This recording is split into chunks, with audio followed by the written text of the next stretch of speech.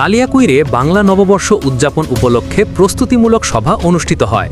গাজীপুরের কালিয়াকৈরে বাংলা নববর্ষ ১৪৩৩ উদযাপন উপলক্ষে উপজেলা পরিষদের সভাকক্ষে এক প্রস্তুতিমূলক সভায় সভাপতিত্ব করেন কালিয়াকৈর উপজেলা নির্বাহী অফিসার AHM ফখরুল হোসাইন।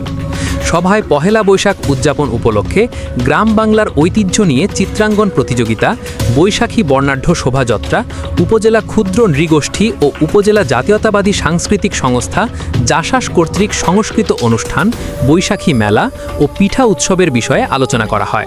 অনুষ্ঠানে উপস্থিত ছিলেন কালিয়াকৈর থানার ওসি অপারেশন মোহাম্মদ রবিউল ইসলাম, পৌর নির্বাহী জাহিদুল আলম তালুকদার, উপজেলা মহিলা বিষয়ক কর্মকর্তা, উপজেলা মাধ্যমিক ও প্রাথমিক শিক্ষা কর্মকর্তা, জেলা জাসাস আহ্বায়ক মোহাম্মদ শাহ এরশাদ ফকির, উপজেলা প্রেস ক্লাবের সভাপতি ইমরান হোসেন হান্নান, উপজেলা জাসাস যুগ্ম আহ্বায়ক প্রিন্স ইমাম, সদস্য সচিব প্রিয় আলমগীর, উপজেলার বিভিন্ন কর্মকর্তাবৃন্দ, সাংবাদিকবৃন্দ, ক্ষুদ্র নৃগোষ্ঠী শিল্পীবৃন্দ।